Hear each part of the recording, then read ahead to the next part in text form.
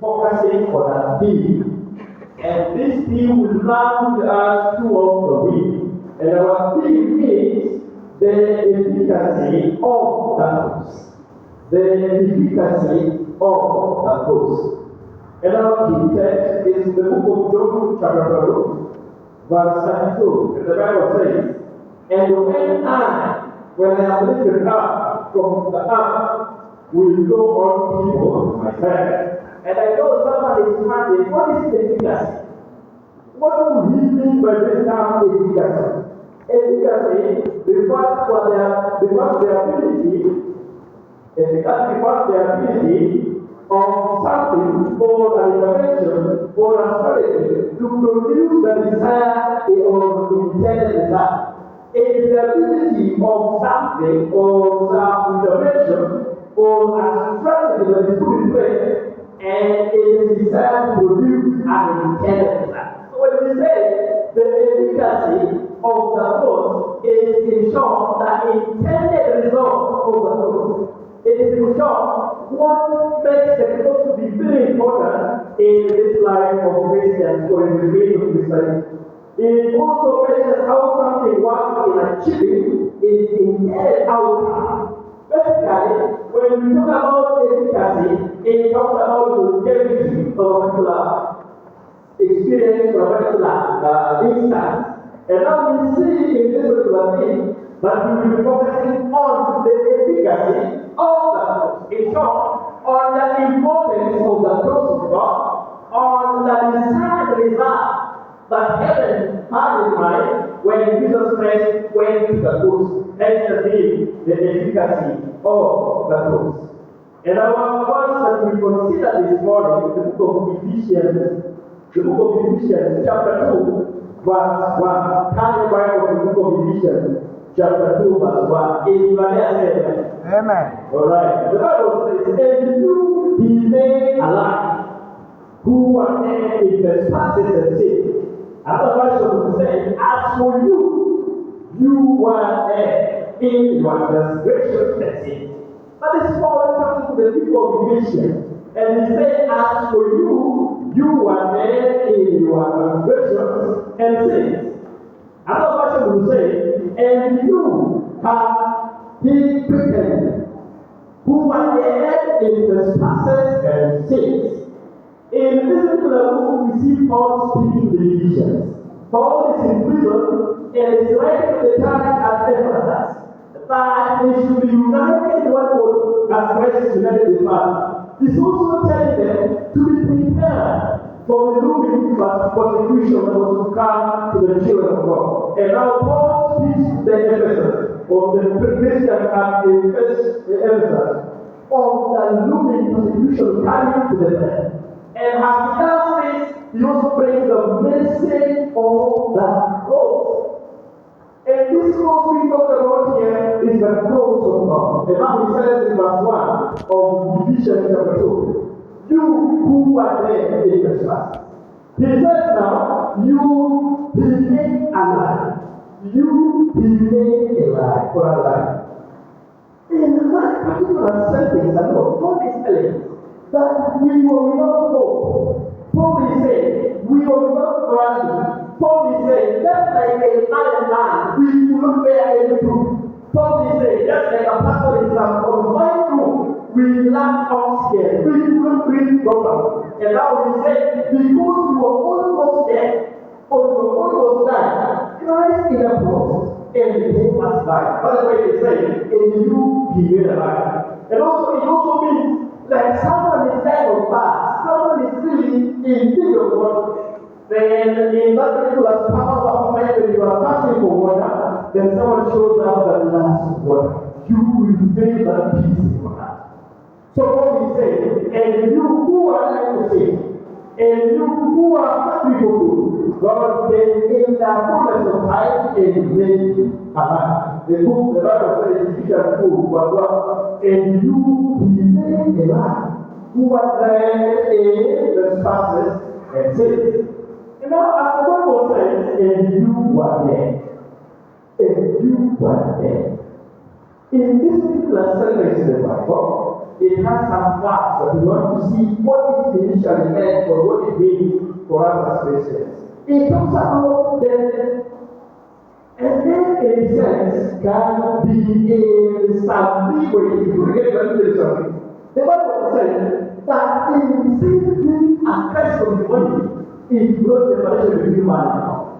And now when sin brought separation, it brought some broken relationship between man and God. And as I was praying about this particular topic, I discovered that in sin and separation, what it is like a baby and a mother or a fetus in a womb of the mother, then the placenta giving food is cut off. So when humanity was like in its initial or in its initial inception, humanity had been created to worship God in fruitfulness.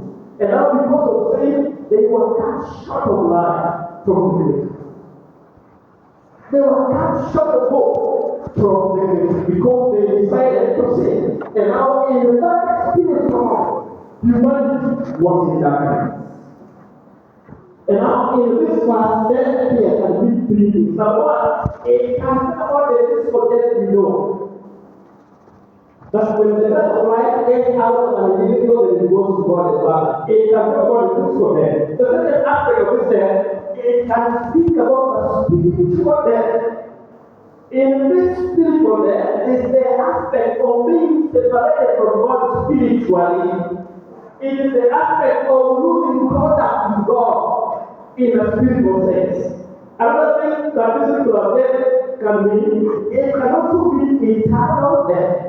And in the Bible, eternal death is the second death. It is the death of the yoke. And by the way, it's not the goodness of God. In that eternal death, in the second death, that was the death that Christ died on. Did you know that? Because that was the penalty of the sin of mankind. You know, the Bible is saying that and as we were dead, as it says we were dead in this class, it speaks about the spiritual death. It speaks about having long attached to God. It refers the condition of man living an intolerable state, but man was created to know God and to be with God, but now man is separated from God because of spiritual death. And beloved, when our forefathers, Adam and Eve, sinned in the Garden of Eden, man naturally was separated from God. And we see that experience after sin, Adam left the presence of God. It took the intervention of God to come and seek man. And now we see that experience that humanity, being dead spiritually, needed some experience with God. And as you talk about the death of the spirit, many will think that some of us, when we die in the spirit, we are alive in this part. We can be dead in the spirit, both still living, but we are walking dead. There's a whole movie by the name The Walking Dead. Have you watched that movie? Yes. Alright, I don't have anything to say about it because I don't know the start of the next one. But in that big experience of being a Christian and you are walking spiritually dead, you become a soul. So as Christians, without that connection to God, we become spiritually dead. And without that connection to God, we become walking dead. So you can imagine being in a class and you are walking dead. Being in a class and you are spiritually dead. Being in a class and you are missing that man with God. Being in a class or teaching in a class and you are dead spiritually. It is said, people who are dead spiritually or students will see their teachers as spouses. And also in other instance, it is said, teachers who are dead spiritually will see their students as spouses. And now in this world of ours today, could it be that you are spiritually dead? Could it be you are not belong in the compound? Could it be you lack of life from God? Could it be you belong at the mission of God? And now, just like in one man Adam, when he sinned, saving God into all human race. And now, as we are born each and every day, we are born in the sphere of sin. And now you can ask the question, what will happen to babies who die before they choose Christ as Savior? As for the answer to that question, I don't know. But it is complete.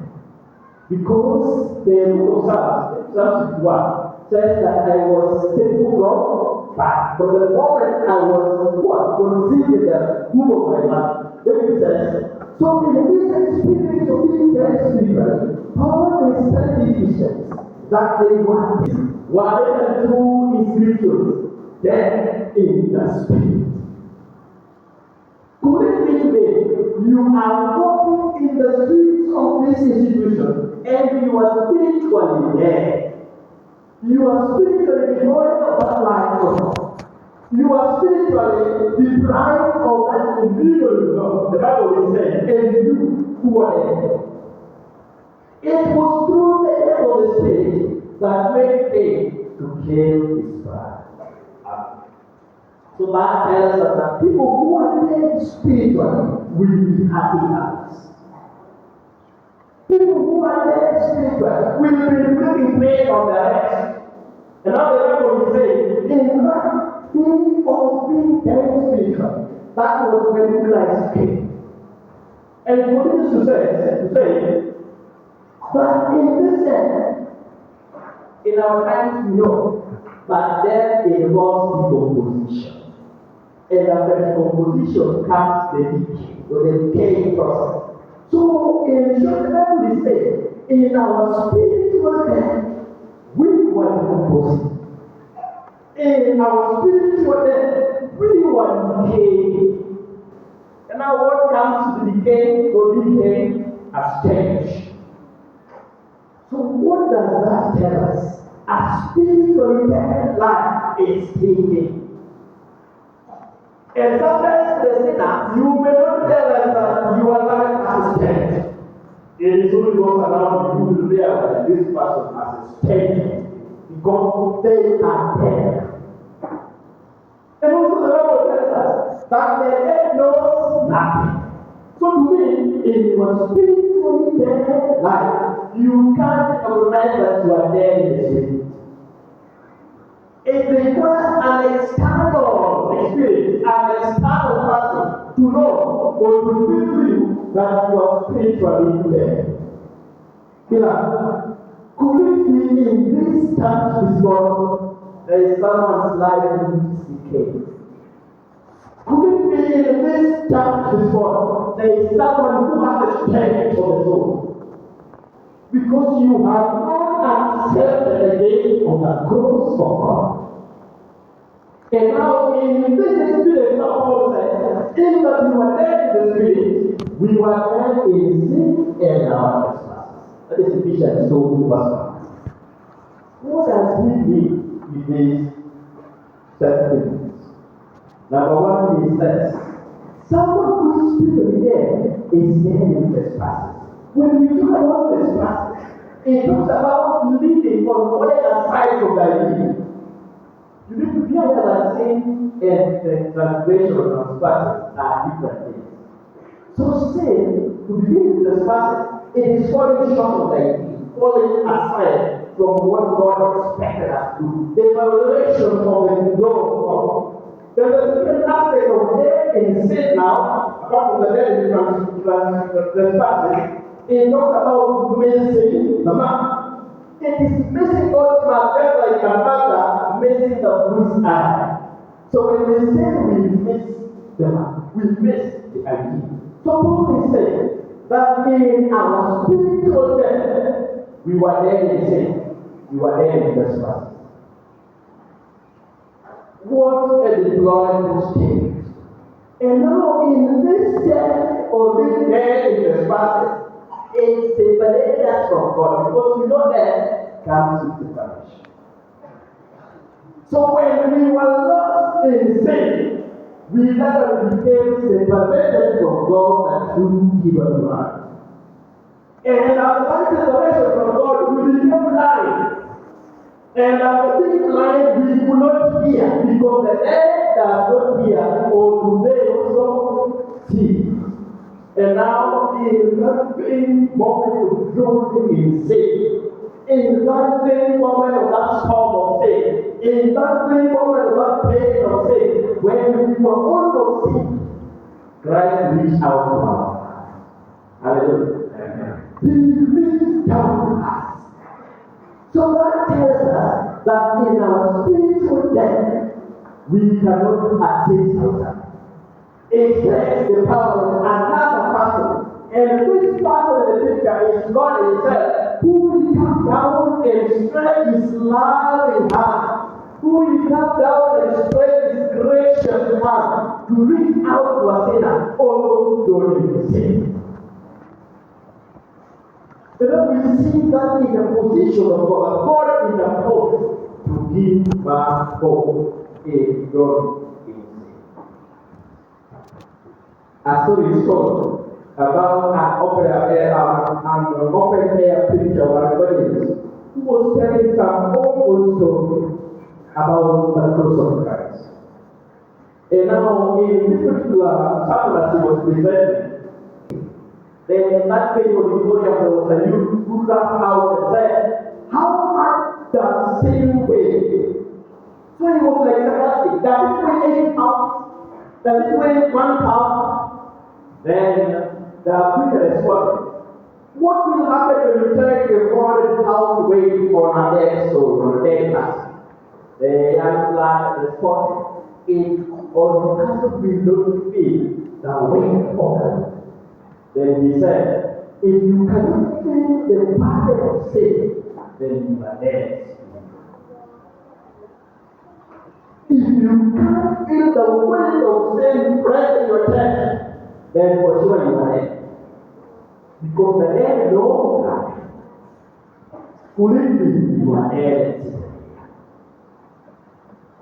You know when you are dead, not in your house, because you are living and living, you are dead. Could it be that you are here but you don't feel the pain?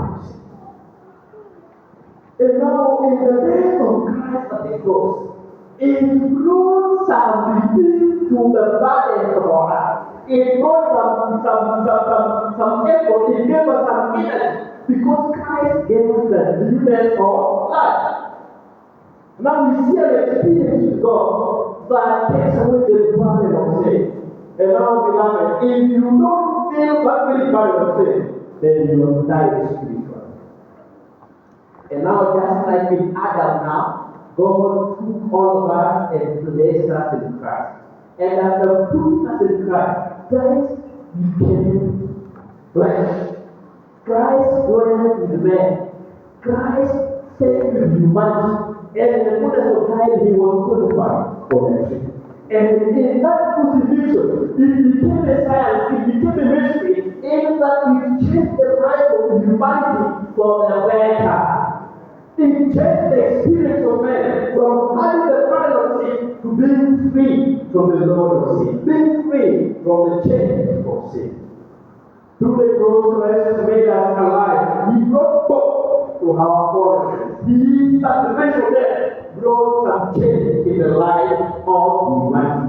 What does that tell us?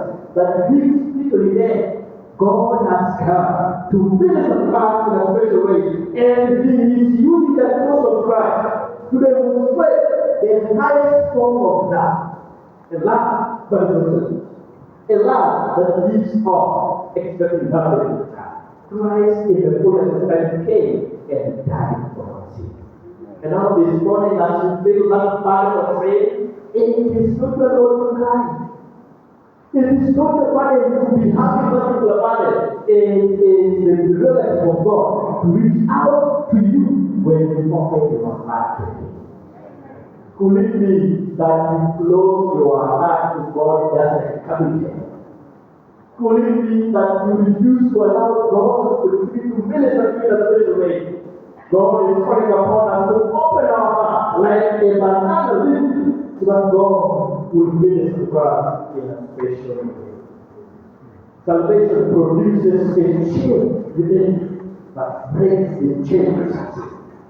And now because of the cross of Christ, men and women of God are no longer dead in sin, but men and women who believe in God are dead to sin. Did you understand what I said? That because of the message of the cross, men are no longer dead in sin, who believe, but men are dead to sin. In that we will not find revelation in sin. This is now my gospel. I have discovered that in our experience of Christianity, salvation is finding no pleasure in sin. Salvation is finding no happiness in sin. And now the Bible is saying, but Christ made us alive, those who are dead in trespass. Those who are dead in sin. And from that very experience, Christ gave humanity hope. In that man who lived because of the cross. The message of the cross is not important because of fellowship, but to the living is the sign of salvation. Could it be you are dead? Could it be the load of sin is burdening your heart? One writer says that sin, sorrow, leads to a dream called forgiveness, and beyond this dream lies heaven. And now, in our guilt of sin, it is our pathway to the throne room of God. And in that throne room of God lies grace, love, and mercy. Those who get back in the room of God will fail and live for having had an experience with God. And now this morning, in our mood of prayer, I would wish to pray with someone, just like that young man, who has the load of sin in their heart, and they want God to come and stretch his steady hand to him or her. If that is your prayer, please stand on your feet so we pray. As we are in the mood of prayer, we are also in the mood of prayer. I know that people with their silent prayer requests that you want God to visit us in a special way, is still in that very old business of ministering to people that are called to them. And now as we pray, we also whisper prayer in your heart. And before we pray, I will invite the audience to come and do our use of Psalm 1 and the last chapter. Then we will pray. We will go. Thank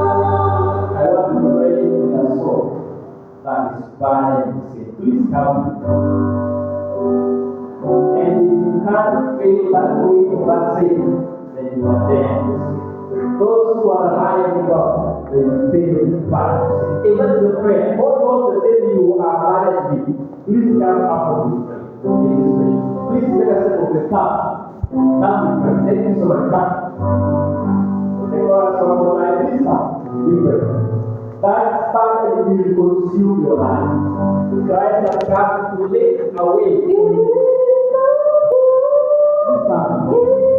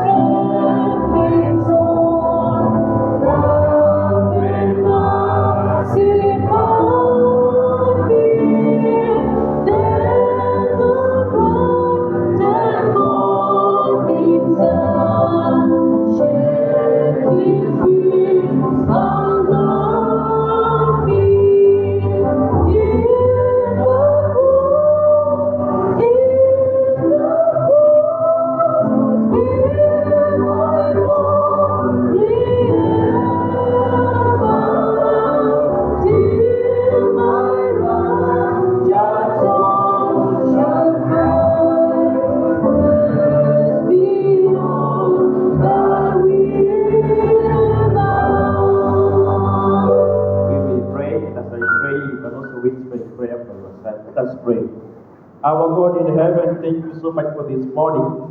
The Lord, in the message of the cross, your children have heard your voice. And just like that young man who had that weight of sin, but because of his death in the spirit, he could not know whether he has that burden. But now, Lord, through your Holy Spirit, you revealed to us this morning that without you, God, the burden of sin will consume us. And we have come with this very burden. And Lord, you specialize on relieving men and women who are in bondage. And now your children this morning, as they surrender their lives to you, as they surrender their burdens to you, oh God, give them a light burden.